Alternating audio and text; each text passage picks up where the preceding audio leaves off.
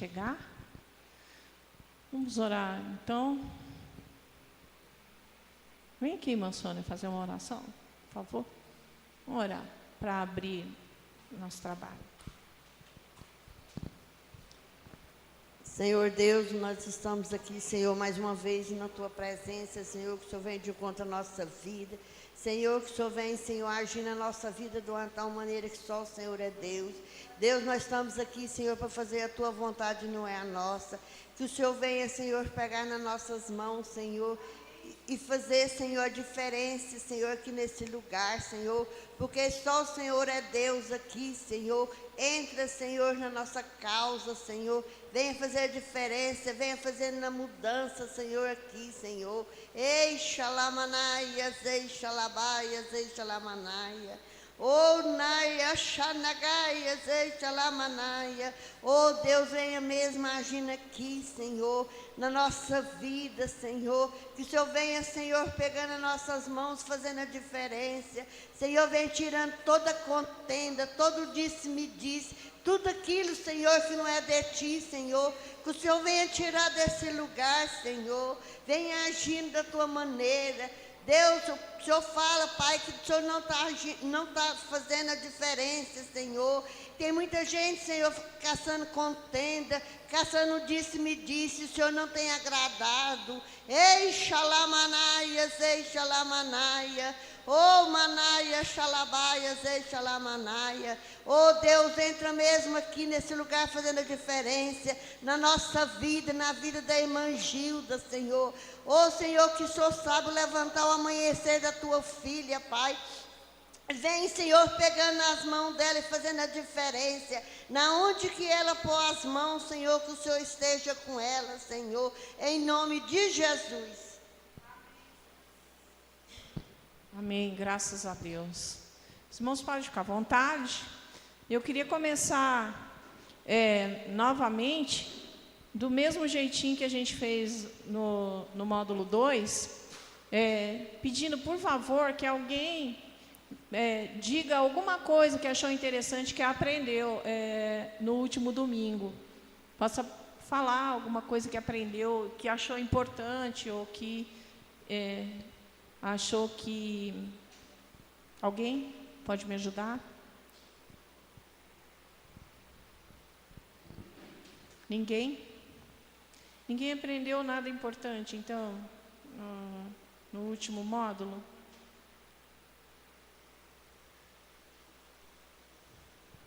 Vem aqui, Leandro, vem falar no microfone, senão a gente não consegue registrar o que você falar.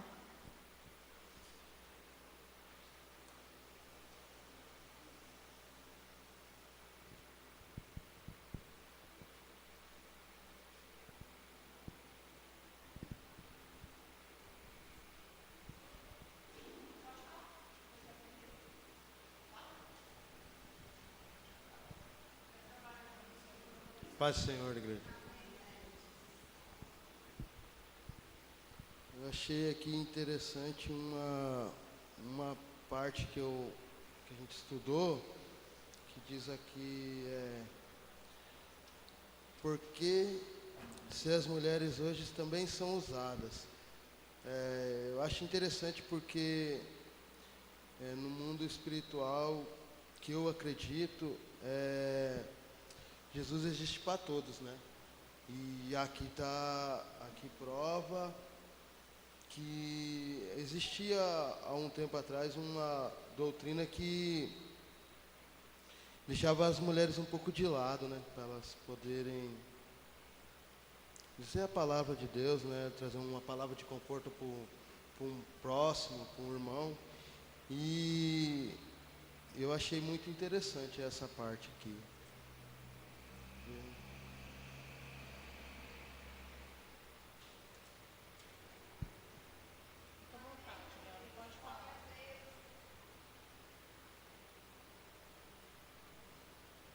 Primeiro Coríntios 29, 30, até o 33.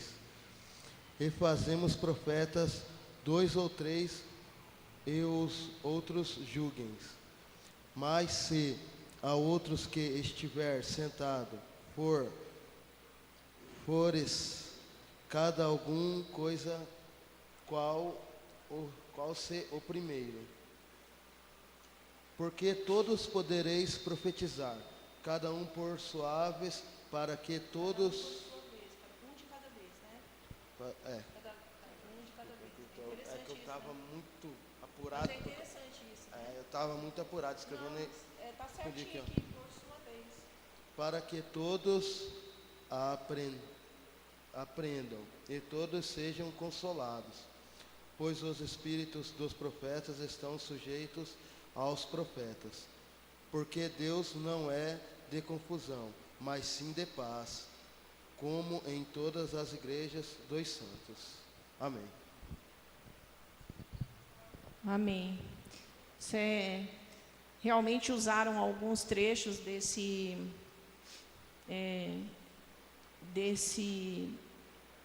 dessa carta de Paulo aos Coríntios, né? Que esse capítulo aí, alguns trechos desse capítulo, para, de forma distorcida, oprimir pessoas do sexo feminino, mulheres, impedir que os ministérios das mulheres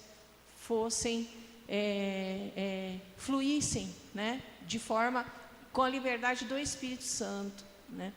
E é importante que a gente entenda que aquilo que foi usado para distorcer e coibir não pode ser jogado simplesmente fora. A gente tem que analisar. Alguém lembra o que foi que eu falei? Qual que é a referência que a gente deve usar para saber o que a gente deve seguir à risca daquele capítulo que a gente estudou, de 1 Coríntios, o que a gente deve seguir à risca e o que a gente deve analisar e relevar tempo, lugar, circunstância. Eu ensinei uma coisa que a gente deve usar como referência para saber o que deve ser seguido à risca e o que é referente aos costumes da época. Alguém lembra o que era? Alguém lembra o que é que a gente deve usar como referência para distinguir o que é que tem que ser seguido à risca e o que é que... Alguém lembra? Ninguém? Primeira coisa, eu quero dizer para vocês que no site da igreja, lá na videoteca, tem um submenuzinho ali, escrito discipulado, e os 2 vídeos dos 2 módulos estão lá à disposição dos irmãos. Eu peço que os irmãos deem uma assistida no vídeo para relembrar, porque a gente vai fazer uma avaliação, e algumas coisas que são chaves, importantes, como essa, por exemplo, que eu estou perguntando, vai cair nessa avaliação, amém? Então é importante vocês darem uma olhada nos vídeos para lembrar o que foi ensinado. Eu ensinei o seguinte, que como que a gente faz para distinguir o que é para ser seguido à risca e o que é para ser colocado como alguma coisa que era parte dos costumes. Alguém falou? Quem lembrou? A Bárbara lembrou. O amor, né? Muito importante isso. Se você olhar os trechos e perceber que aquilo ali não está sendo usado para fortalecimento, para a exortação, para o crescimento da pessoa, mas sim para humilhar ou ofender a pessoa, para humilhar ou ofender de fato, né, alguém, se aquilo que está sendo ensinado ali, como no caso das mulheres usarem o véu, né? Está sendo feito uma coisa sem propósito, ou seja, não é para proteger a mulher, não é para impedir que ela seja assediada ou que ela perca a sua honra, porque não precisa mais. Então, isso já não é mais doutrina cristã, porque a doutrina cristã, ela sempre tem o amor como base, o amor que protege, o amor que guarda a honra, a dignidade da pessoa, né? E até se a pessoa tem o costume até de se humilhar publicamente, de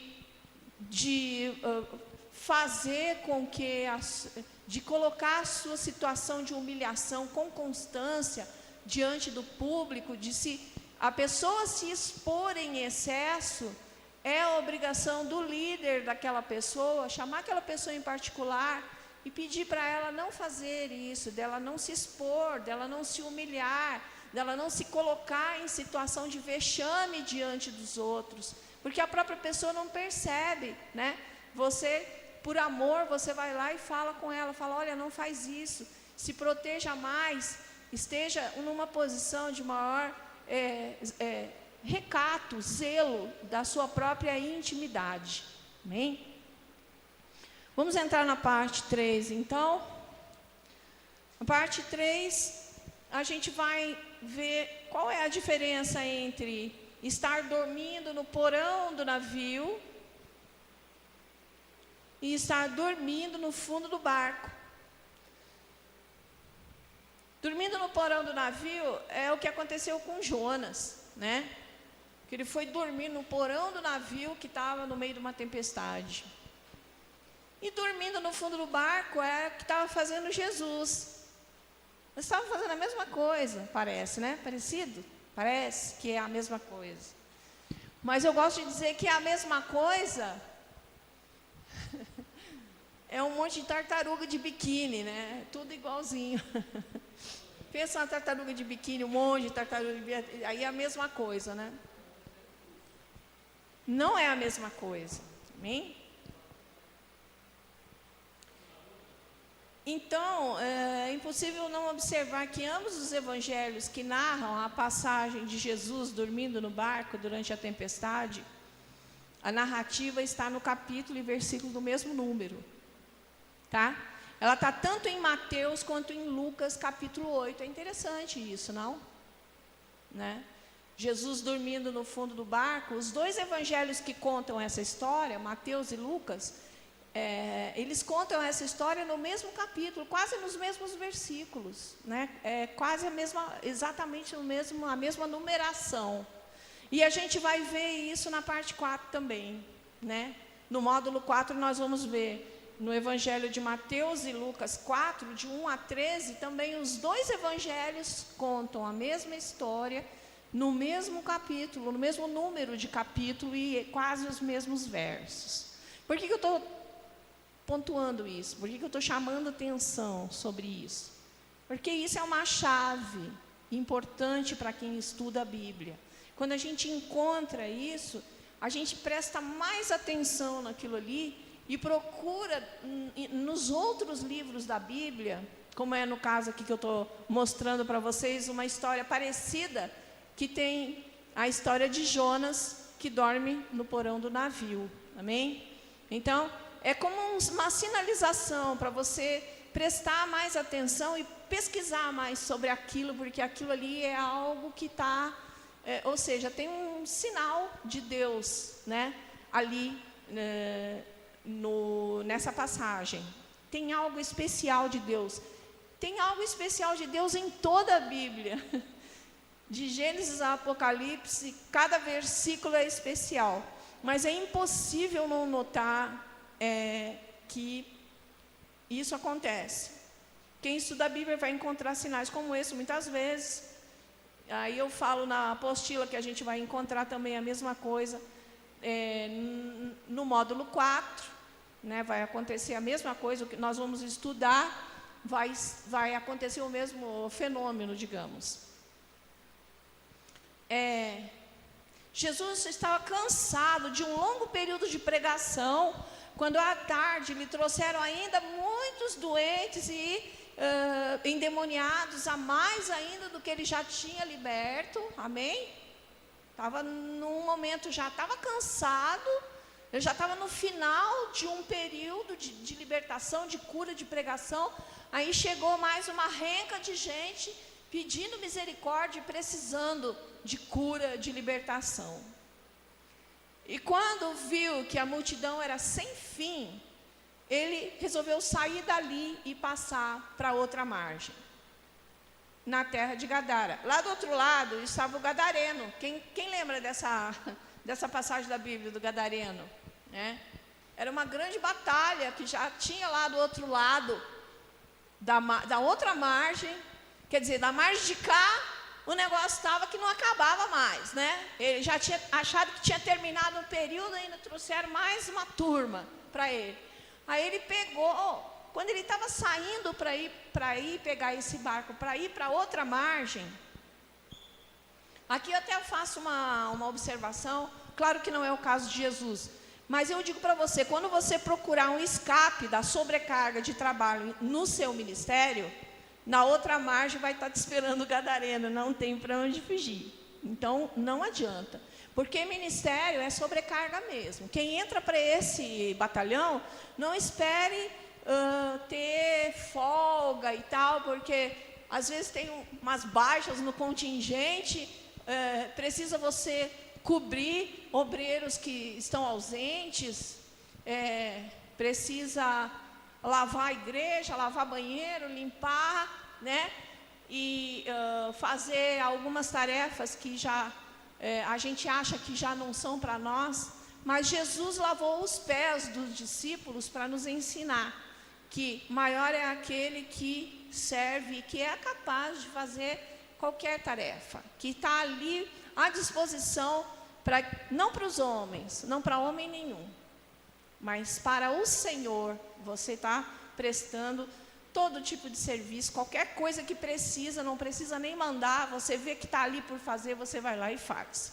Então é sobrecarregado mesmo. Se você reclama dessa sobrecarga, cuidado, se você atravessar para outra margem, o gadareno vai estar te esperando lá.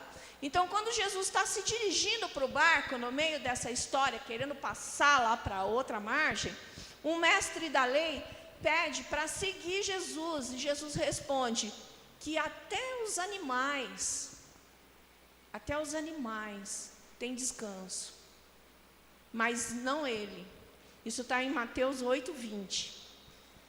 Ele diz, Mateus 8:20,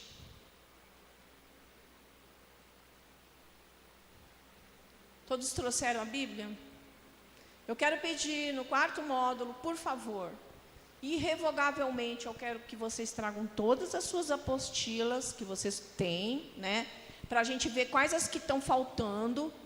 Algumas pessoas faltaram, me avisaram que iam faltar hoje e que precisariam das apostilas. Eu vou distribuir no quarto módulo as apostilas para quem vier, as apostilas que estão faltando.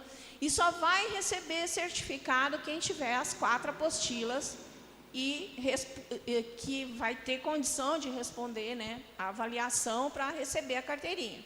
Amém? Então eu peço que tragam todas as apostilas e a Bíblia.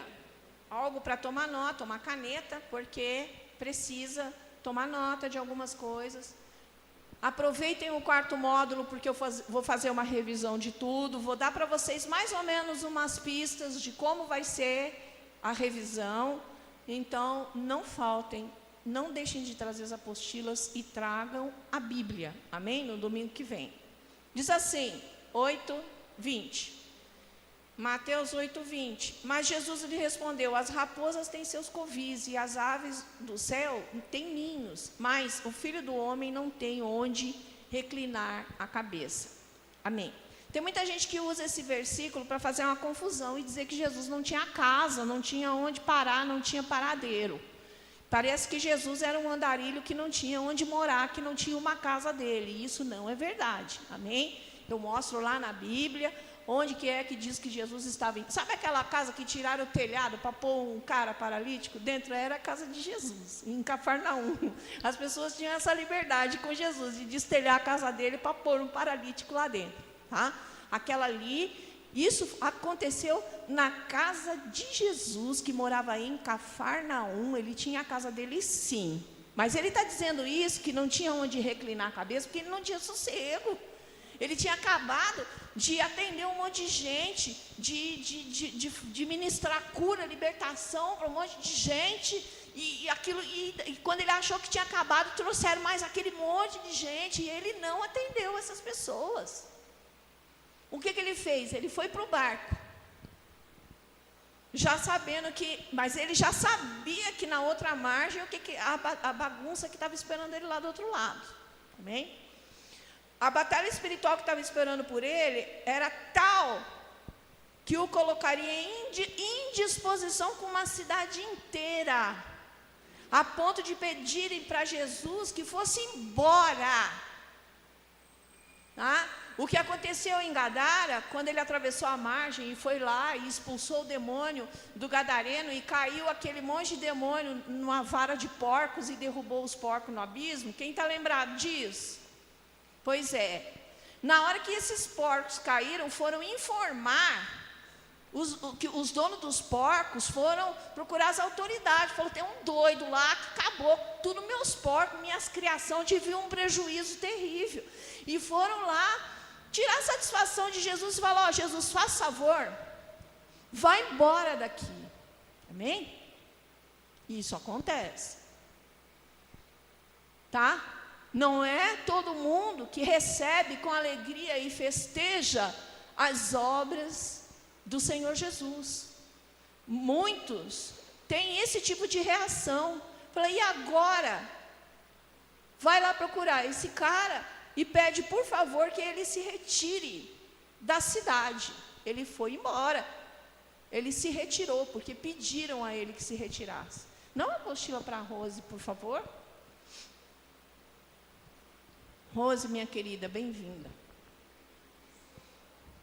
Então, nós estamos aprendendo assim, ó, qual é a diferença entre dormir no fundo do navio, no porão do navio, como Jonas fez, e dormir no fundo do barco, como Jesus fez nessa passagem que eu estou contando aqui para vocês. Tudo bem, só que antes de Jesus chegar, ele já sabia que a encrenca era feia lá do outro lado, tá? Aí, já sabendo que havia outra batalha lá esperando por ele do outro lado, caso Jesus não aproveitasse aqueles breves instantes que ele estava dentro daquele bendito barco, naquele sacolejinho, né, do mar, já pensou? Oh, delícia! Se ele não aproveitasse aquele momento que ele estava... Gente, isso não ia demorar 20 minutos. Tá? Não leva meia hora para passar de onde ele estava até chegar em Gadara. Ele ia tirar a pestana ali no molejo do mar e tal. Caso ele não aproveitasse aqueles instantes dentro do barco para dormir, como é que o corpo dele ia ter força para aguentar a bronca que tinha em Gadara ainda esperando por ele? Quando a gente observa um líder em um momento de distração ou em relaxamento com alguma regra, ou displicente e até cometendo uma falha, porque nossa liderança comete falhas, amém? Ou vocês acham que quem fica na frente é perfeito e é irrepreensível e faz tudo certo? Não é assim. As pessoas que estão na liderança, todos os líderes, todas as autoridades estão em tratamento com Deus. Todos nós estamos sendo tratados. Estamos em processo de aperfeiçoamento, porque perfeito é só o nosso alvo, que é Jesus. Nós temos a esperança de alcançar a estatura perfeita, de varão perfeito, que é Cristo Jesus. Mas todos estamos na caminhada. Então, quando você pega uma pisada na bola de um líder seu,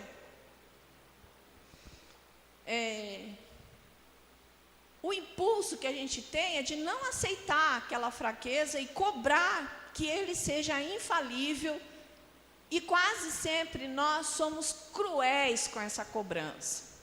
Estou falando, não é acusando ninguém, eu estou falando da experiência que eu mesma tenho com as minhas lideranças, que eu tive durante a minha caminhada com Cristo, nas minhas lideranças, e de acompanhar os discipulados, que essa experiência é comum entre todos os seres humanos. Nós somos cruéis quando a gente chega a falar, mas como que você está à minha frente, que você está na liderança, me liderando e comete essa falha? Como que você faz isso? Né? Quase sempre de modo cruel. Por que eu digo que isso é ser cruel? Quando observamos um líder... Quando observamos um líder em dispersão, passeio ou lazer, a gente se ressente e pensa assim, eu só ralando lá para ele ir curtir, passear e tal. Todo mundo passa por isso, todo mundo sente isso.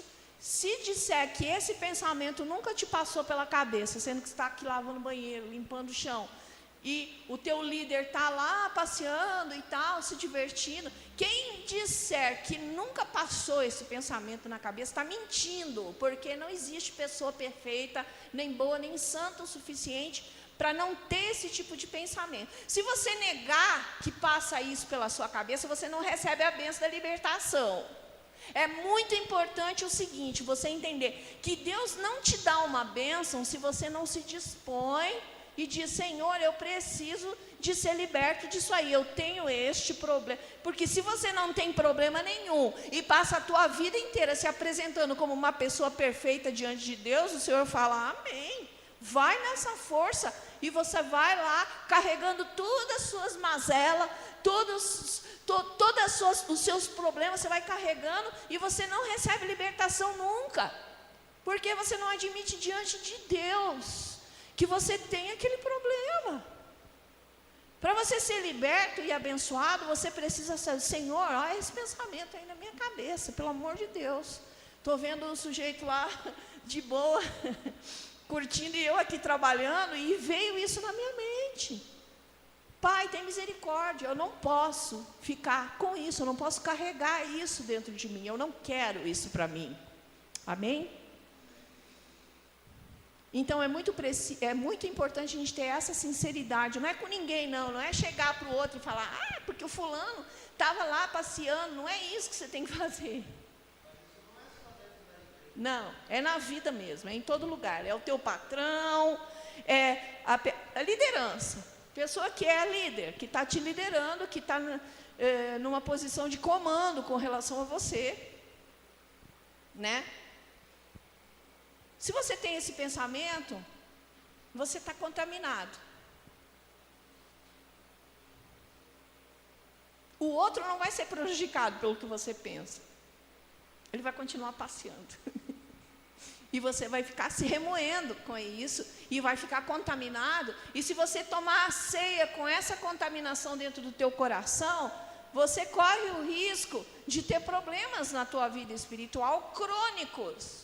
Porque o problema da ceia é o seguinte: se você toma a ceia com alguma coisa no teu coração que está te contaminando, a ceia, ela vai fazer com que aquilo seja crônico, ela vai transformar aquilo numa coisa que fica mais difícil de você alcançar a libertação. Por isso que não pode tomar a ceia com alguma coisa contaminando o teu coração. Por quê? Porque aquilo vai ficar com você de uma forma crônica, vai encruar, vai criar uma casca grossa, e vai ficar mais difícil você ser liberto daquilo ali. Porque você vai tomando ceia, aquilo lá vai fazendo parte de você, e você acha que aquilo lá é teu gênio. Está repreendido todo o gênio que volte para a garrafa agora, em nome de Jesus. Que crente não tem gênio. Amém? Ah, não, é meu temperamento, eu sou assim mesmo. Está repreendido isso. Crente Gabriela, que a gente chama lá em São Paulo, Gabrielão, né? Crente Gabriela é o seguinte: eu nasci assim, eu sou mesmo assim, vou morrer assim. Gabriel, não é assim não. Amém? A gente está no caminho, é para ser transformado e para ser mudado através da nossa convivência com os irmãos dentro da igreja. É para isso que a igreja é complexa e difícil. A igreja é um caldeirão, aonde você fica ali fervendo e sendo transformado, e aí vai subir em você só o ouro, naquele fervor do caldeirão da igreja, o ouro em você vai subir à tona. Você já viu o ouro ser refinado? Com o calor ele sobe à tona, e o Senhor passa ali, né, aquela colher, e colhe só o que é bom de você. Amém? É para isso que a gente está dentro da igreja. É para confrontar com dificuldades, é para lidar com a fraqueza do outro, com o problema do outro, sem esquecer que o outro também está lidando com as tuas, só que você não vê as suas. Me diz uma coisa que é mais difícil de enxergar do que as pestanas do seu olho. Você consegue enxergar as pestanas do seu olho? Difícil, né? Enxergar o nariz já está mais fácil, porque já está mais longe, né, do olho. Agora, se você olhar para aquela caixa, aquela cadeira, você já consegue enxergar, porque está longe de você. Mas se está na tua cara, você não enxerga. Então, as nossas fraquezas, só é o outro, nosso irmão, que vê, e que aguenta, e que atura, e que suporta. Você acha que você é maravilhoso, mas não é não. Ninguém é. Está escrito na Bíblia que ninguém é bom. Um monte de vezes. Se vocês quiserem, eu conto quantos, entrego um papel e impresso para vocês. Com quantas vezes está escrito na Bíblia assim, ninguém é bom. Tá?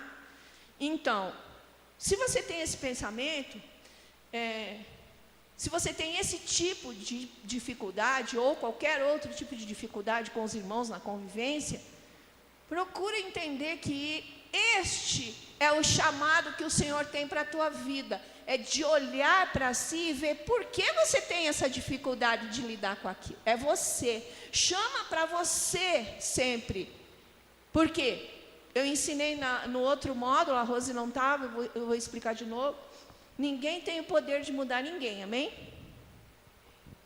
Não adianta você botar o dedo na cara do fulano e falar, não, porque você tem que ser transformado, porque Jesus falou, porque não sei o quê, porque você tem que isso, porque você tem que aquilo, porque não é assim que ele vai mudar. Ninguém tem o poder de mudar ninguém. Quem tem o poder de mudar o ser humano é o... Quem fala alto? O Espírito Santo de Deus, que tem o poder de mudar as outras pessoas. Mas eu tenho uma boa nova para você, uma novidade. Tem uma pessoa que você pode transformar, que você pode mudar, que é você mesmo. Essa você pode mudar, essa você tem poder para mudar. Porque na hora que você vai lá falar aquele negócio, você fala, Gilda, não vai ficar bonito você fazer, não é elegante falar, fazer, ter essa atitude. Vai ficar feio para você, você vai passar vergonha, né? Então fica quieta, deixa para a próxima, né?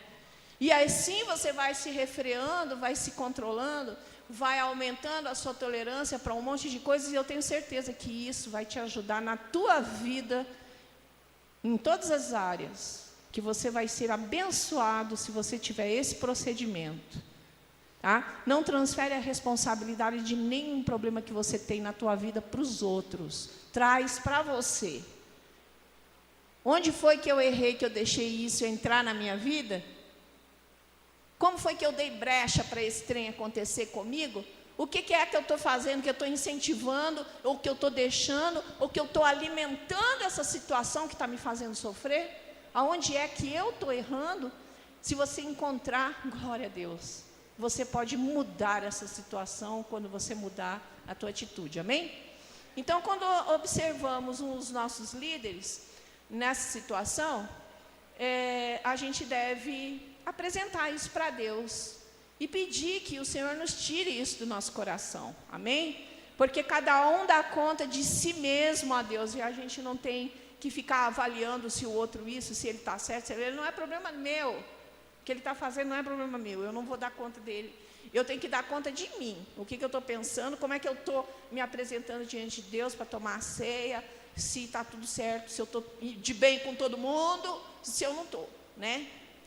Aí os discípulos acordaram a Jesus para que Jesus resolvesse o problema deles. Está em Mateus 8:25. E ao acordar, Jesus não entende por que é que eles estavam com tanto medo. Porque Jesus tinha certeza absoluta que qualquer um deles podia ter feito o que era necessário fazer para repreender aquela tempestade. Na cabeça de Jesus, presta atenção comigo, com a mente de Jesus, o povo acorda, Jesus, nós vamos afundar, ele não entende nada, mas por que vocês não levantam a mão e repreendem? Ué?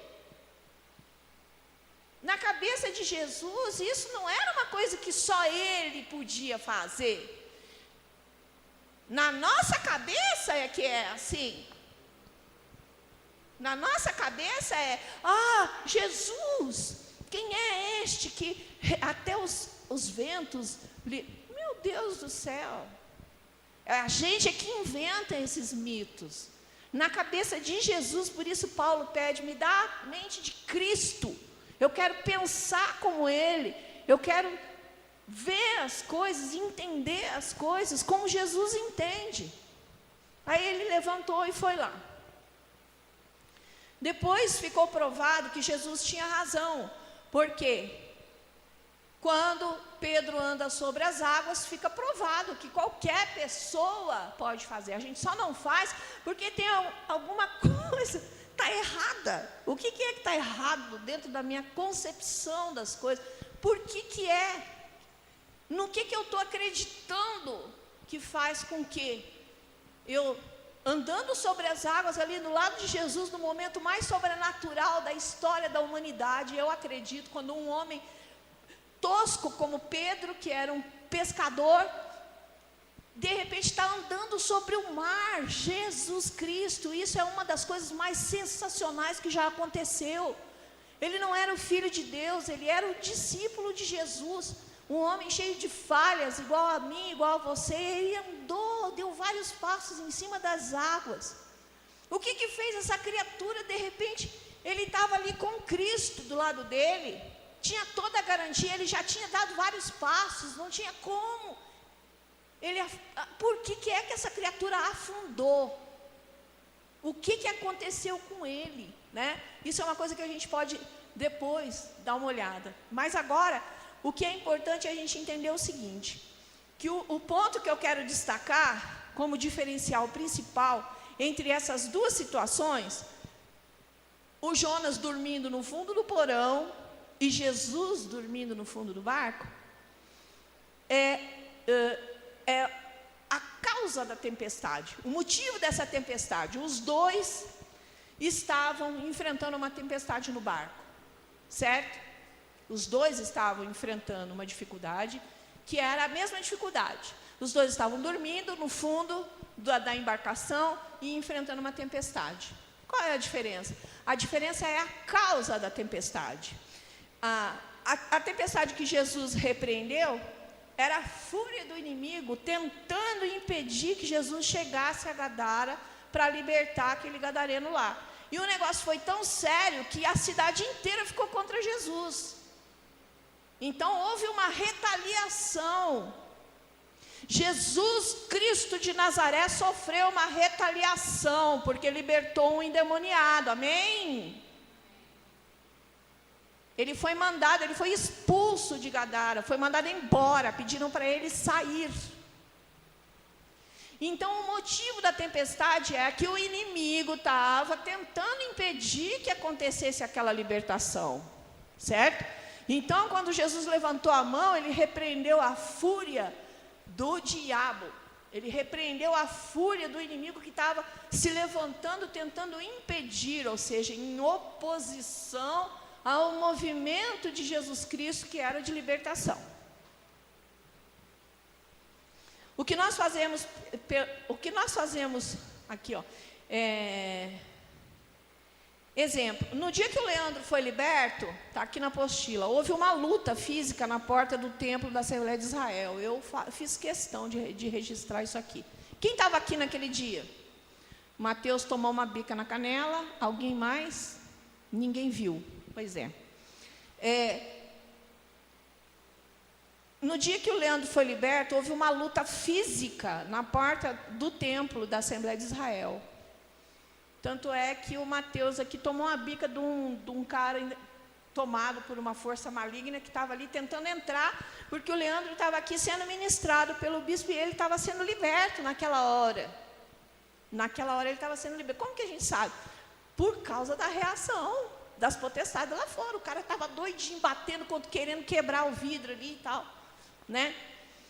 Então, o que nós fazemos pelo outro, estamos fazendo por nós mesmos, porque nós estamos todos no mesmo barco.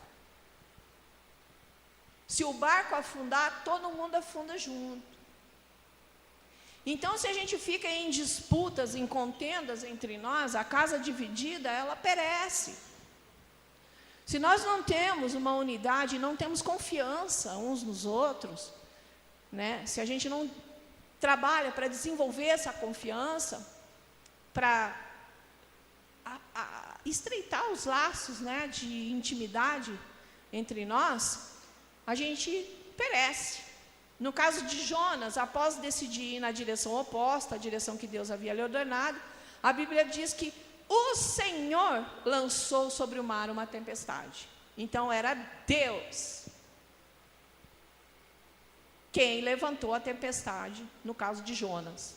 Então a diferença está aí. Era um barco, os dois estavam dormindo lá no fundo, né? Tinha gente correndo, falando, olha, pelo amor de Deus, o negócio vai afundar, o que você está fazendo aqui e tal, né? Tanto com Jonas quanto com Jesus. A mesma situação. Mas qual era a diferença? Era a causa dessa tempestade. A causa da tempestade que ameaçou o barco de Jesus era o inimigo. E a causa da tempestade que estava afundando o barco de Jonas era o Senhor Deus Todo-Poderoso, porque Ele levantou essa tempestade para que Jonas fosse lançado mesmo na água e fosse lá, nem que fosse na barriga do peixe, fazer o que Ele tinha mandado Jonas fazer, amém? Mesmo contra a vontade, porque Jonas era custoso mesmo, né? Depois a gente vai falar mais de Jonas. Motivo da tempestade. Todos os tripulantes estavam desesperados, clamando cada um ao seu Deus lá no navio de Jonas, né? Todo mundo em pânico, cada um clamando um Deus tal. E exatamente quando todos estavam em pânico, o que Jonas fez? Ele foi para o porão dormir. Misericórdia, tem crente nessa situação espiritual.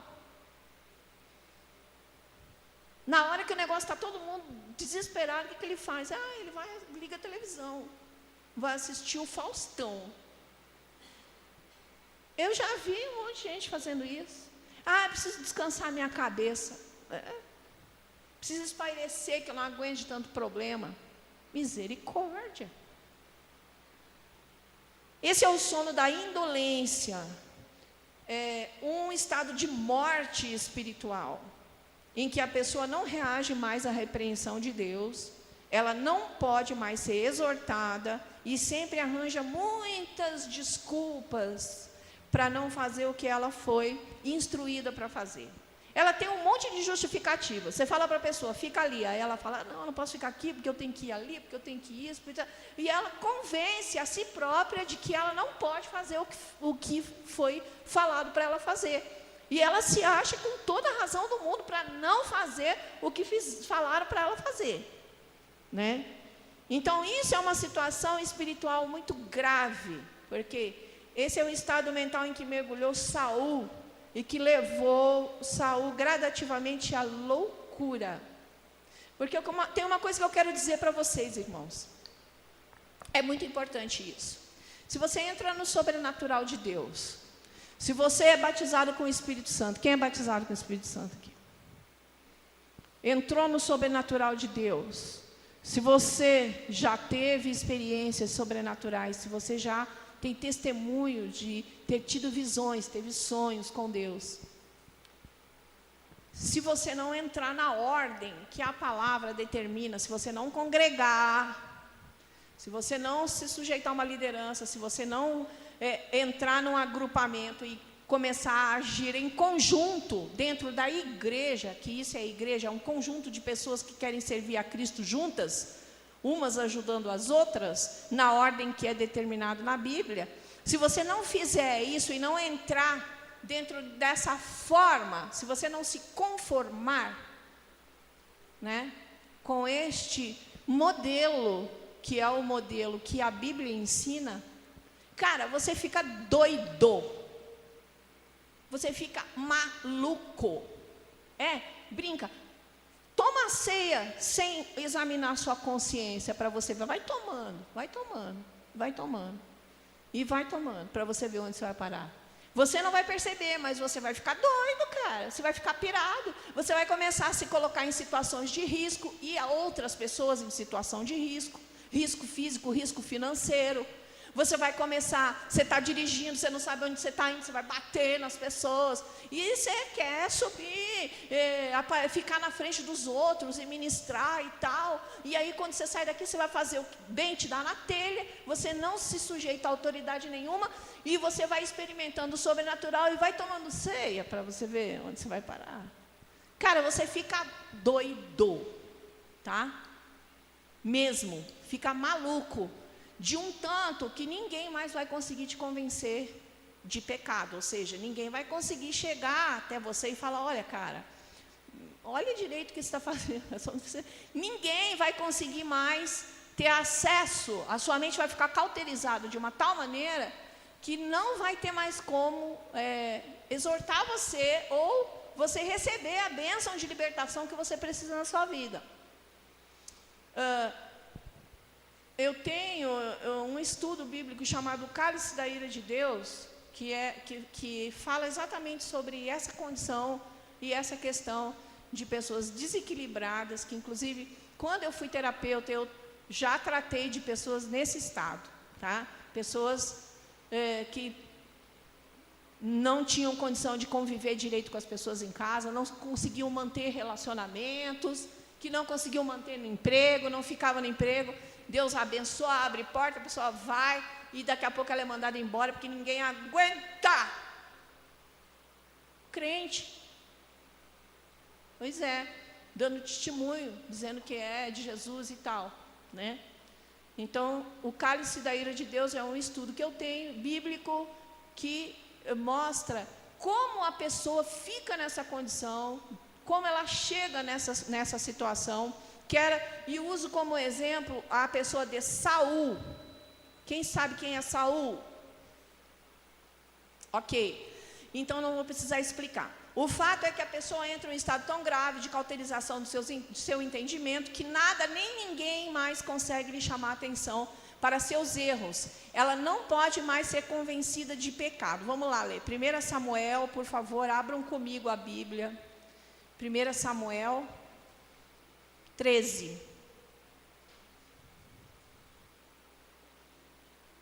1 Samuel 13.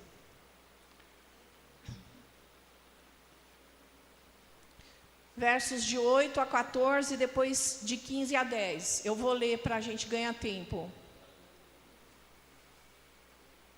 Posso? 13, 8. Posso? Esperou Saul 7 dias, segundo o prazo determinado por Samuel. Não vindo, porém, Samuel a Gilgal, onde eles tinham marcado, ele esperou 7 dias, o povo se foi espalhando. Então disse Saul, trazei-me aqui o holocausto e ofertas pacíficas, e ofereceu o holocausto. Cara, o Saul era rei. Quem é que oferece o holocausto? É rei? Quem é? Era o sacerdote, não era? Não era Samuel que tinha que fazer isso? Pois é, mas ele pega as coisas e vai fazendo já. E Saul lhe saiu, mal acabara ele de oferecer o holocausto, eis que chega Samuel. É a hora que ele acabou de fazer o que era para o Samuel fazer, o Samuel chega. Então ele não estava tão atrasado assim, amém? Saul lhe saiu ao encontro para o saudar. Aí Samuel perguntou, o que fizeste? Respondeu Saul, vendo, aí começa as explicações.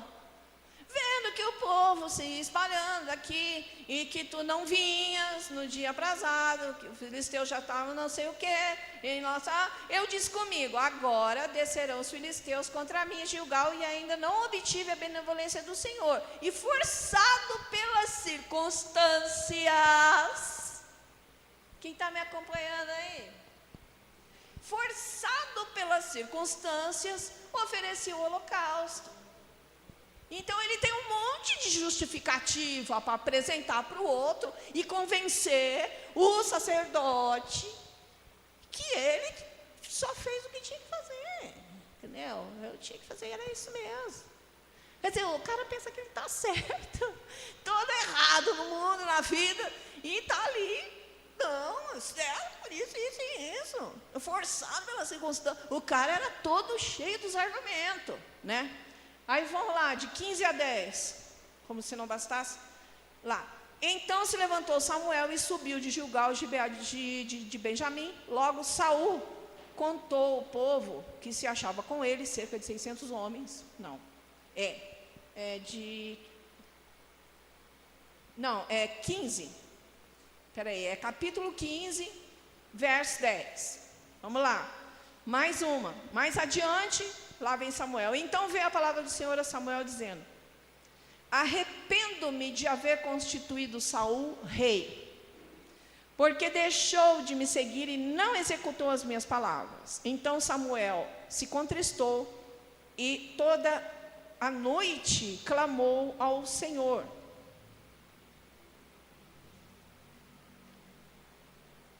Madrugou Samuel para encontrar Saul pela manhã e anunciou-lhe que Saul já tinha saído ao Carmelo, e eis que levantou para si um monumento e dando volta passou e desceu a Gilgal. Veio pois Samuel a Saul e este lhe disse: bendito seja o Senhor, executei as palavras do Senhor. De novo ele tinha recebido instruções para ele destruir tudo que era do inimigo, para ele destruir tudo que ele tinha conquistado do inimigo, que eles tinham acabado de vencer, amém? Ele tinha pego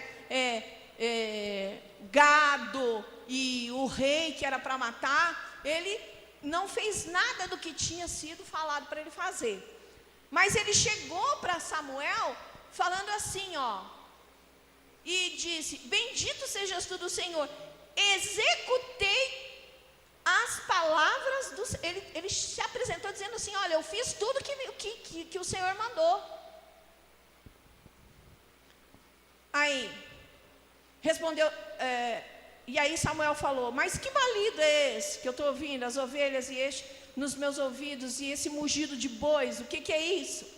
E aí Saul respondeu: de Ameleque, os trouxeram porque o povo poupou o melhor das ovelhas. O povo poupou. Foi ele não, foi o povo. E aí ele vai dando explicação. Eu quero que vocês leiam essas passagens em casa com cuidado, para vocês verem o estado da mente da criatura, que não tinha. O que é que Samuel ia falar com um ser humano desse? O que você vai fazer com a criatura dessa? Né? Não tem o que fazer. Tanto é que o fim de Saul é terrível, porque Saul, ele termina a vida dele louco, pirado na cabeça, porque a unção que tem sobre a vida dele não dá para tirar, que ela é irrevogável. Vocês aprenderam isso aqui da bispa ontem. A unção que tem sobre a vida da pessoa é irrevogável. Rei é rei e acabou, né? Mas se a pessoa fica em resistência contra aquele sobrenatural que tem sobre a vida dela, o miolo vai cozinhando lá dentro. Vai cozinhando. A pessoa fica pirada. E não tem ninguém que consiga chegar para a pessoa e falar: olha, meu filho, é isso assim, assim. Nem Samuel. Não tinha jeito. Aí o que aconteceu?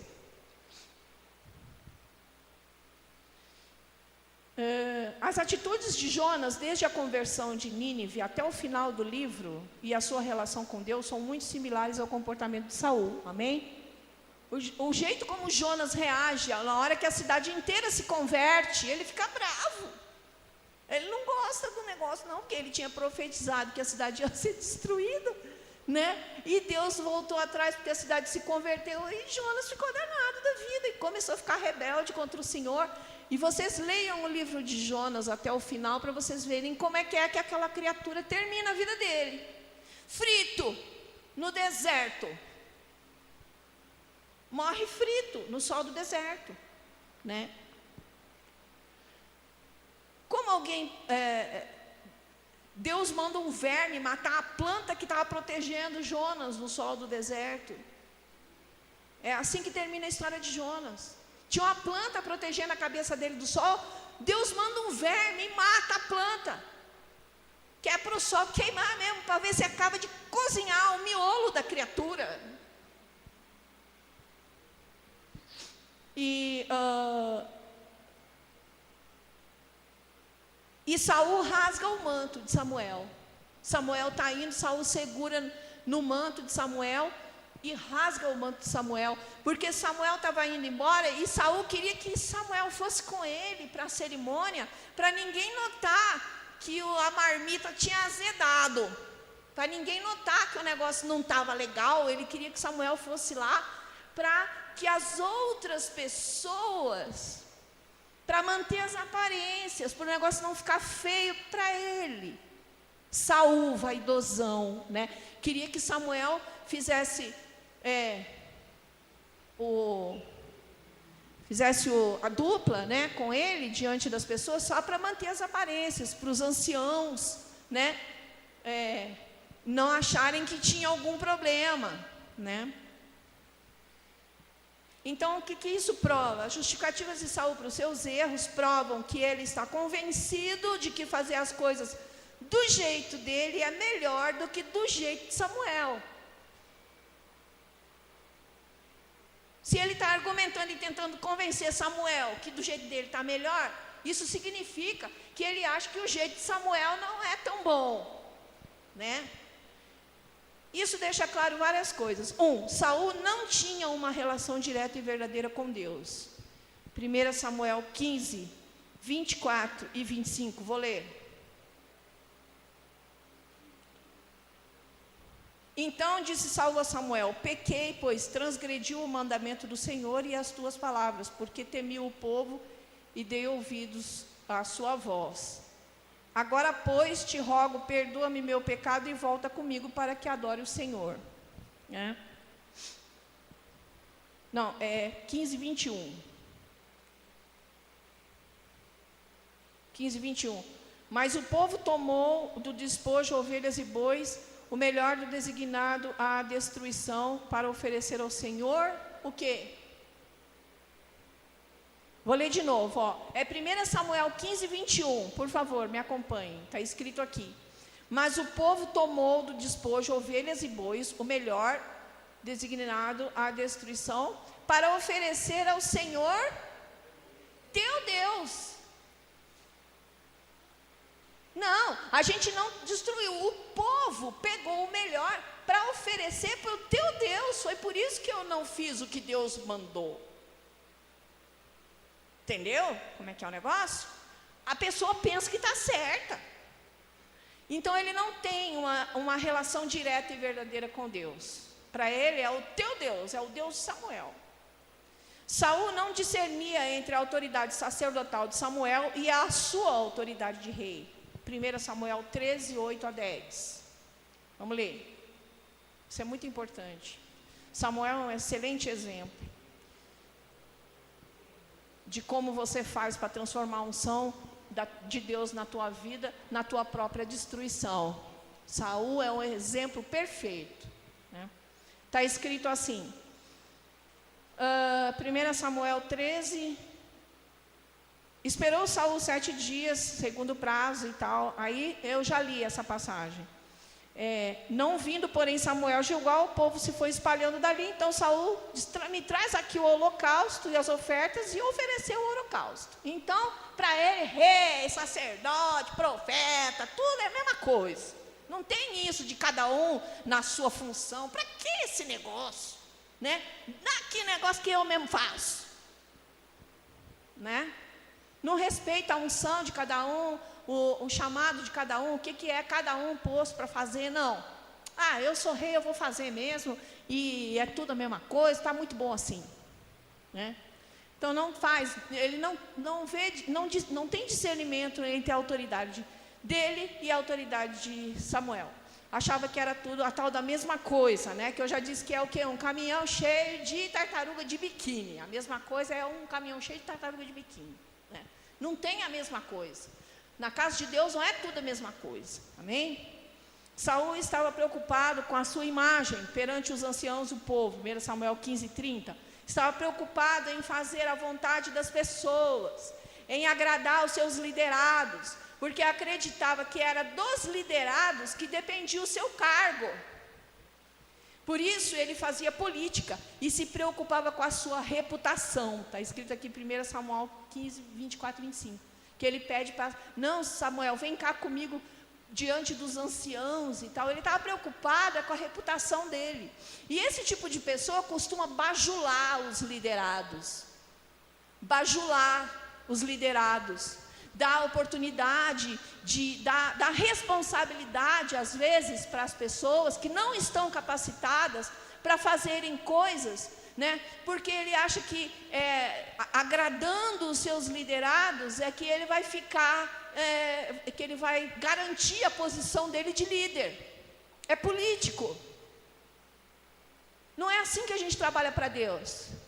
Porque a tua unção e o teu ministério, eles não dependem de você agradar os teus liderados, depende de você agradar a Deus, que é quem mantém o teu ministério, que é a quem você tem que dar satisfação. É ao Senhor que você deve satisfações. Quando você vai tomar a ceia um dia antes ou um tempo antes, você vai jejuar e você vai examinar a sua consciência e você vai perceber que você está babando o ovo das pessoas para você conseguir se manter na posição que você está. E não fazendo aquilo que agrada a Deus, para que você possa se ajoelhar diante do Senhor e falar: Senhor, eu fiz o que o Senhor mandou. Não fazer como Saul, chegar diante de Samuel: ah, viu, eu fiz aquilo que você mandou, sendo que você fez tudo ao contrário do que foi mandado, né? Então, com uma pessoa que faz isso, não tem nem como se discutir, não tem nem o que falar. Você vai para o joelho chorar, fala: meu Deus, tem misericórdia, né? É a única coisa que dá para fazer. E foi o que Saul fez, foi para o joelho chorar. Sabe o que Deus respondeu? Quem sabe? O que Deus falou para Samuel, quando Samuel estava orando e suplicando pela vida de Saul, pedindo para Deus fazer uma coisa, pelo amor de Deus, na vida daquele homem. Que foi que Deus respondeu? Ninguém sabe. O resultado dessas atitudes prova que a mesma unção que toma alguém, que torna alguém uma bênção nas mãos de Deus, pode conduzir o ungido à loucura, à degradação e a uma destruição dramática. O testemunho que a bispa contou sobre o ex-marido dela aqui, quem estava aqui na igreja viu, é uma degradação, é um escândalo, é sempre uma coisa dramática, é uma coisa tenebrosa, horrível da gente ver. Nunca é uma coisa assim de leve, não, o cara ficou doidinho, não, fica doido, louco mesmo, assim, tipo psicótico mesmo, doido, sabe, paciente psiquiátrico. É isso que precisa, remédio, né? Cuidado médico. Podemos ver nesses modelos. Não, então deixa eu ler mais um pedaço. Eu creio que Jonas morreu ali frito pelo sol no deserto. Jonas 4:9, tá? Quem quiser ver depois o livro de Jonas, usa a apostila para fazer as consultas. Saul era atormentado por demônios e só tinha paz quando Davi tocava a sua harpa. Ele só tinha sossego quando Davi tocava na harpa. Porque se Davi não estava tocando, ele estava em desespero. Por que ele tinha sossego quando Davi tocava? Porque a unção que havia sobre a vida dele, que já estava sobre Saul, trazia um alívio para ele. Então ele precisava de andar com Davi a tiracolo, né? Usurpar a unção de Davi para poder ter sossego na vida, né? Foi tão atormentado pela culpa e falta de compreensão da gravidade da sua situação que quis falar com Samuel depois de morto, através de uma necromante, de tão mal resolvida que a situação ficou entre os dois, que ele foi consultar uma necromante para conversar com Samuel depois que Samuel tinha morrido. Então, é situação mal resolvida, misericórdia, né? Podemos ver que esse modelo de comportamento, de resistência em seguir instruções, tanto Jonas quanto Saul, né, são os modelos que a gente está dando, por acreditar que ninguém é dono da verdade, que cada um pode muito bem fazer as coisas do seu jeito, do jeito que acha certo. Essa conduta sugere o quê? Que essa pessoa não acredita que existe um modo pré-determinado de se fazer as coisas para Deus e que cada um pode fazer o que lhe der na telha. Já que é de Deus mesmo, cada um faz o que achar que deve e tal, né? Porque o povo estava querendo, então eu, para agradar a vontade do povo, e assim a gente vai indo para onde? Para o inferno, né? Vai indo para o inferno, para a loucura. Ficar cheio de demônio na cabeça e não tem nada mais no mundo que dê jeito na tua situação. Porque na hora que ele tentou falar com Samuel, depois de morto, ele estava tentando ver se conseguia resolver, mas Samuel já tinha morrido. I'm sorry. Já foi. Um abraço, né? Ou, 2, ter esse modo de pensar é resultado de não conhecer o mundo espiritual. Você conhece qualquer coisa, das experiências que você teve e tal, mas o mundo espiritual mesmo, como ele é descrito na Bíblia, você não conhece, se você tem esse tipo de atitude, que nem Jonas e Saul. E até de não ter certeza de que ele existe de fato. Porque quem conhece o mundo espiritual, faz que nem a bispa fez aqui, falou, bispo, fica aqui, vem 2 obreiras aqui. Olha, gente, o mundo espiritual é assim, ó. Por que ela estava ensinando? Porque ela sabe como que é lá. Não de ouvir falar, porque ninguém ensinou para ela isso. Ela foi lá e viu. Então ela pode ensinar. E a gente, se for esperto, presta atenção e aprende. Ou então vai lá também. Quer ir lá na pedra do IML? Está em vias ali de ser cortado para fazer autópsia? Vai lá no lugar dela então. E passa pelo que ela passou. Se não, se você não quer, se você vai amarelar na hora, se a tua fé não dá para isso, seja esperto e aprende com quem tem para ensinar para você. Porque isso é a melhor coisa que tem na vida da gente.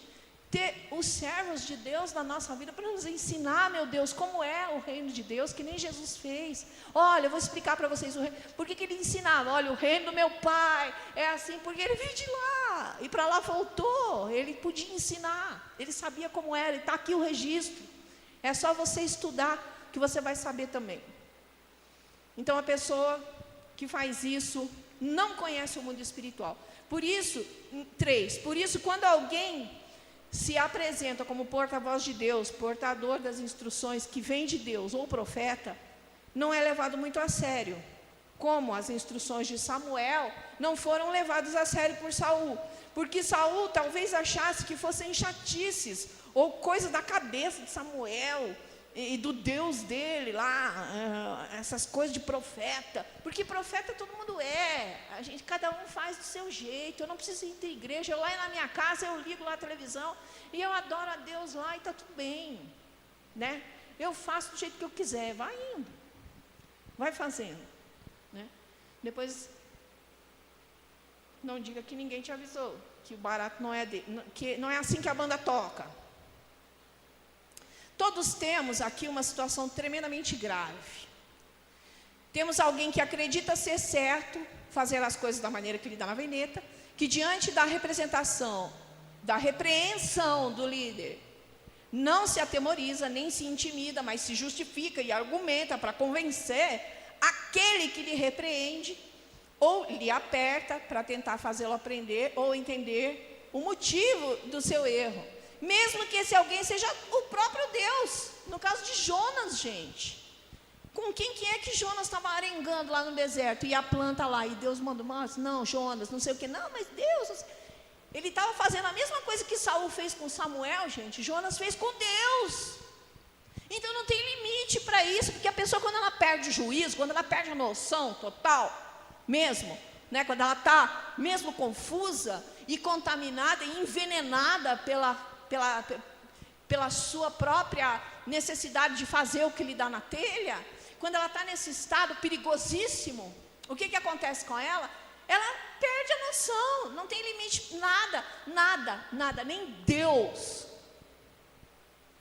que estava ali repreendendo Jonas, e Jonas arengando era com Deus direto, o cara era profeta, gente, ele conversava com Deus, e papai, pipipi, papai, pipipi, aí Deus mandou um verme, pronto, tirou a planta e fritou o miolo logo de uma vez, já está cozido mesmo, né? É só acabar de cozinhar. Então, o líder que não aceita o fato de que existem pessoas que nunca serão transformadas por Deus, precisa estudar mais esses 2 personagens, Saul e Jonas. Esse líder precisa compreender o que Deus diz a Samuel sobre isso. Então vamos lá. 1 Samuel 16, 1. Disse o Senhor a Samuel: até quando terás pena de Saul? Está aí a resposta. O que foi que Deus respondeu para Samuel, quando Samuel estava lá? Meu Deus, dá um jeito naquele Saul, tem misericórdia da minha vida, converte aquele homem, abre a cabeça dele, e papapá, meu Deus, orando e chorando, Senhor, o que vai fazer? Não dá para conversar com o cara, você vai para o joelho, né? Vai pedir a Deus, para Deus libertar, para Deus abrir a mente, para Deus não sei o quê. E o que foi que Deus respondeu? Até quando terás pena de Saul, havendo-o eu rejeitado, para que não reine sobre Israel? Então, existe sim, gente, pessoas que nem Deus dá jeito. Não tem jeito. Para de orar. Eu já passei por essa experiência. Eu orando, chorando, suplicando por uma vida. E o Senhor do meu lado falou assim, ó, para, não quero que ore mais. Já aconteceu comigo. Eu parei, né? Então, mais uma vez eu vou dizer o que eu aprendi. O meu discipulado, meu professor de teologia, o curso que eu fiz em São Paulo, ele tinha uma frase que eu gosto de repetir muito, porque guardei no meu coração e fez toda a diferença na minha vida para sempre. Deus abençoe pastor Cordeiro, lá de Sorocaba, onde ele esteja. Que Deus guarde a vida dele e continue usando ele como homem de Deus que ele é. Não queira ser mais bonzinho que Deus. Não queira ser mais bonzinho que Deus. Tá? Porque quando Deus diz assim, chega, acabou. Então, o que a gente tem que fazer? A gente tem que procurar entrar e viver em conformidade com o reino do céu, porque é para lá que nós vamos, e nós estamos aqui fazendo o quê? Treinando para ser uma tropa que vai viver no reino do nosso Deus. Então nós temos que treinar mesmo, aprender como é que o negócio funciona lá, não é aqui dentro da minha cabeça. Aprender como a coisa funciona lá, para fazer igual e ser cooperador dos exércitos do céu aqui na terra. Então diz assim, falo sobre um estudo que eu tenho, chama o Cálice da Ira de Deus, baseado em Isaías 6, 9 e 10, que fala sobre esse estado de cauterização, em que a pessoa fica, não tem mais como convencer a criatura de pecado, não tem mais o que fazer. Você vai orar, nem orar, se Deus fala assim, olha, deixa comigo, que eu dou conta, né? Deus não é homem para que se arrependa? Está aí a pergunta na apostila. Já começa se arrependendo no primeiro livro da Bíblia, Gênesis 6:6. Quem quiser ler, vou ler pelo menos o primeiro, que diz, Gênesis 6:6. Então se arrependeu o Senhor de ter feito o homem na terra, e isto lhe pesou no coração. Deus não é homem mesmo, mas ele se arrepende sim, tá? E segue em Êxodo 32:14, 1 Crônicas 21:15, Amós 7:3 e Amós 6, e tem um monte de referência aí, hein? Não é 2 nem 3 não. Ele se arrepende sim. A liderança que não consegue agir da maneira como agiu a tripulação do navio que levava Jonas a Tarsis. Ali não tinha nenhum crente, nenhum cristão, nenhum hebreu, era tudo pessoas que eram de várias nações e adoravam outros deuses estranhos, não é isso? Não é isso? O navio não estava cheio de gente que clamava a outros deuses? Estava, né? Mateus.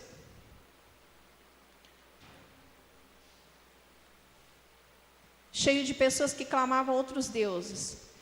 Um líder que não é capaz de agir como aquela tripulação do navio que levava Jonas a Tarsis, não tem condição de lidar com situações de risco ou de guerra. Um líder que não tem condição de fazer como aqueles caras fizeram com Jonas, o que eles fizeram? Quem sabe me dizer aqui o que os caras fizeram com Jonas? Quem sabe? O que o pessoal que estava no navio com Jonas fez com ele? Jogaram ele no mar, não foi? Que a baleia comeu? Que a baleia veio e engoliu? Então, um líder que não é capaz de fazer isso que esses caras fizeram com Jonas, ele não tem condições de lidar com situações de risco e situações de guerra espiritual. Por quê? Se tem dentro do barco uma pessoa que está ameaçando todo mundo ali dentro, que está colocando em risco o ministério, a igreja, o trabalho, um curso, um congresso que você esteja fazendo, que você está contando com pessoas, e você percebe, você identifica que ali tem um Jonas, e você chega, exorta uma vez, conversa 2 vezes, 3 vezes, na terceira vez, você já percebe que o cara está cheio de razão e quer te convencer que ele está certo. O que você faz? Você aparta ele de lado, para a própria segurança dele e para não colocar em risco todas as pessoas das quais você é responsável, porque se você é liderança, você tem que responder por todas aquelas pessoas que estão sendo lideradas por você. Amém? Então você tem que zelar pela segurança daquelas pessoas. Se você não sabe fazer isso, vê uma pessoa que está colocando em risco, que está abrindo brecha e colocando e trazendo perigo espiritual para dentro da igreja, se você não sabe lidar com essa pessoa de uma forma correta, você não pode liderar, porque você vai levar os teus liderados todos para um naufrágio, que é o que teria acontecido com aquele navio se os caras não tivessem jogado Jonas na água, né? Ele não serve. Se ele não tem discernimento para edificar o indivíduo que irá pôr a perder todo o projeto de Deus, e então isolar ou eliminar o indivíduo, ele não serve para ser líder. Um de meus professores, aí eu falo tal de não ser mais bonzinho que Deus, até escrevi na apostila para honrar o meu líder, que foi meu líder, e eu dou glória a Deus pela vida dele sempre. Um homem, até vou dar rapidamente um testemunho, um homem que não sabia ler nem escrever, e que era gago, e que Deus ensinou a ler na Bíblia, e que curou da gaguice.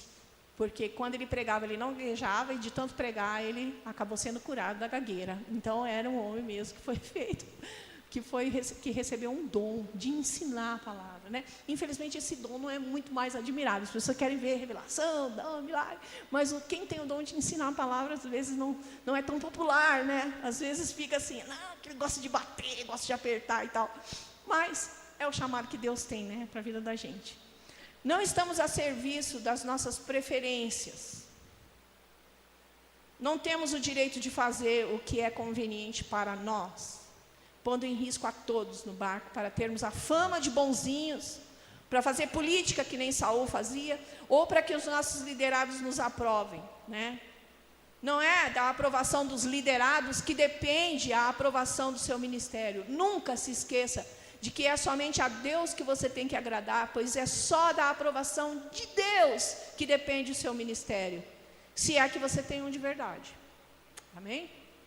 Porque se o seu for um ministério criado na tua cabeça, então aí você pode ser como Saul à vontade. Só que o seu fim vai ser triste, porque com Deus não se brinca.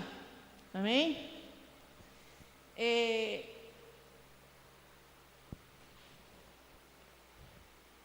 Você pode tornar-se um pastor sem rebanho, ou um missionário sem missão, como eu conheço muitos. Ninguém vai te dizer, mas todos saberão que foi Deus quem te pôs na geladeira, e provavelmente você vai ficar nessa geladeira até o fim. Eu conheço aqui na sede da Assembleia aqui de Anápolis, ali do pastor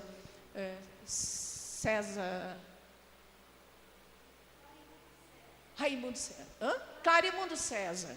Eu conheço várias pessoas ali que congregam aqui na sede, que foram tiradas da frente das igrejas, que são pastores que sentam ali do lado, está todo mundo na geladeira ali. Ninguém fala para eles que eles estão na geladeira, que eles são pastores sem rebanho. Ninguém fala para eles, ninguém vai humilhar aquelas pessoas, porque a unção é irrevogável. Ninguém pode fazer com que aquela pessoa deixe de ser pastor, mas ele não tem rebanho para liderar. Por quê? Por que será? Se você é carente e por isso quer ser queridinho dos outros, se você precisa que todo mundo goste de você e que todos achem que você é um amorzinho, se você pensa que é fazendo a vontade das pessoas, que você vai encher a igreja, que é agradando a todos e dando cargos a pessoas despreparadas, que você vai segurar as pessoas na igreja, você não crê que Deus está no controle das coisas. Se você tem medo de exortar porque as pessoas vão ficar de mal de você, então você precisa buscar o dom de Deus, que faz com que você seja amado exatamente por quê? 2 pontos. Você é zeloso, amém? De boas obras, leva a sério o que você faz e não está para brincadeiras, porque quer que seus liderados sejam bem-sucedidos, que fiquem em segurança, que não sejam expostos a retaliações, não quer que eles tenham brechas ou deem lugar para a ação do destruidor na vida deles e dos outros, e acima de tudo, quer que eles sejam bem-sucedidos em seus ministérios. Amém? É isso que é importante. Se a pessoa fica de mal de você porque você está falando a verdade para ela, isso é um problema. Eu só lamento, eu sinto muito, né? Mas eu não posso mudar o meu discurso, porque o meu discurso está baseado na Bíblia e eu tenho que agradar a Deus. Eu preciso agradar o Senhor, porque senão eu estou frita, eu estou, né? Estou no bico do corvo, se eu não agradar a Deus. Então, eu tenho que agradar Ele. Então, a gente tem que pedir o dom de Deus, para Deus dar o dom, para que a gente possa fazer isso. E a pessoa, às vezes, até na hora fica chateada com você, mas aos poucos, o que é que Deus faz? Principalmente na minha vida. Deus manda outra pessoa que não tem nada a ver, que nunca me viu, que nem sabe quem eu sou, para subir aqui no púlpito e falar a mesma coisa, exatamente do mesmo jeito que eu falei, para ensinar, para confirmar que não sou eu. Você viu, né? Vocês viram. Como é seu nome? Oi? Márcia viu, percebeu que aqui em cima foi ministrado coisas que você ouviu. Pois é, eu vi que ela viu. Então Deus faz isso comigo, né? Que é para me honrar, não para mostrar nada para ninguém, para mim mesma. Deus faz isso para mim, fala, olha filha, continua aí, desse jeito aí, que eu sei que é difícil, mas é por aí que eu quero que você continue indo, né? E isso faz com que a gente tenha certeza. No módulo 4, a gente vai aprender também sobre a questão de ter certeza de certas coisas, das quais você não vai abrir mão, né? O seu ministério é específico, não é igual de ninguém, amém? O teu ministério é só teu, é de um jeito muito especial, que não é igual de outro. E no último módulo a gente vai falar sobre o chamado de Deus. Eu até vou dar uma palhinha aqui. O chamado ministerial, qual é o seu, é o título do módulo 4, tá? A gente vai falar, a passagem que eu escolhi foi a passagem da tentação de Jesus no deserto, para falar sobre o chamado ministerial, então o negócio vai ser meio forte, né? Eu peço a você que, por favor, não deixe de vir, traga todas as suas apostilas para o módulo 4, porque a gente vai fazer uma revisão geral, né, de tudo, e preparar vocês para a avaliação que vai ser no próximo domingo ainda depois, né? A gente vai anunciar quando vai ser essa avaliação. Ninguém educa bem seus filhos fazendo a vontade deles, os filhos. Você educa uma criança, você sabe que se você fizer a vontade do seu filho, você não está educando bem seu filho, né? Ou se esforçando para agradar o filho, fazer tudo para ele não chorar. Você está no sal se você fizer isso. Vai indo para você ver onde você vai parar. Vai fazendo tudo o que ele quer para ele não chorar. Para você ver quando cada dia ele vai chorar mais e mais. Porque aprendeu, foi você que ensinou que é chorando que ele ganha o que ele quer, né? Então não reclama. Ué, né? Foi você que ensinou. Ele chora, porque toda vez que ele chora você dá, então você ensinou a ele que é chorando que ele consegue o que ele quer. Agora, se você esperar ele parar de chorar, falar, agora parou? Parou. Então vamos conversar, é assim, assim, assim. Aí você dá? Ou não? Explica para ele por que você não vai dar? Aí talvez você não fique muito popular, o seu filho não diga que você é a melhor mãe, o melhor pai do mundo, mas você vai estar fazendo o que é certo. A gravidade desse assunto, esse assunto que foi tratado hoje, o estado de mente cauterizada de uma pessoa que foi ungida e que a unção reverteu e que a pessoa entrou em desobediência e o ministério dela foi reprovado por Deus, assim como aconteceu com Saul, é uma coisa tão séria que requer um aprofundamento. Nós podemos fazer isso em outros estudos. Eu peço a vocês, por favor, essa semana, peguem as apostilas de vocês. Se vocês está faltando alguma, pega comigo, eu tenho todas. Deem uma olhada. Eu vou amanhã, ou no máximo terça-feira, já está online lá na videoteca. naquele submenu tem o discipulado, tem todos os vídeos lá, eu já vou pôr esse aqui também. Dá uma assistida, faz uma long session, faz uma maratona, né, dos 3 vídeos que tem lá. Dá uma olhada, revisa, para que a gente possa ganhar, né, esse tempo que nós estamos investindo, que ele não tenha sido perdido, amém? Vamos fazer uma oração para encerrar, que já passou 5 minutos da minha hora.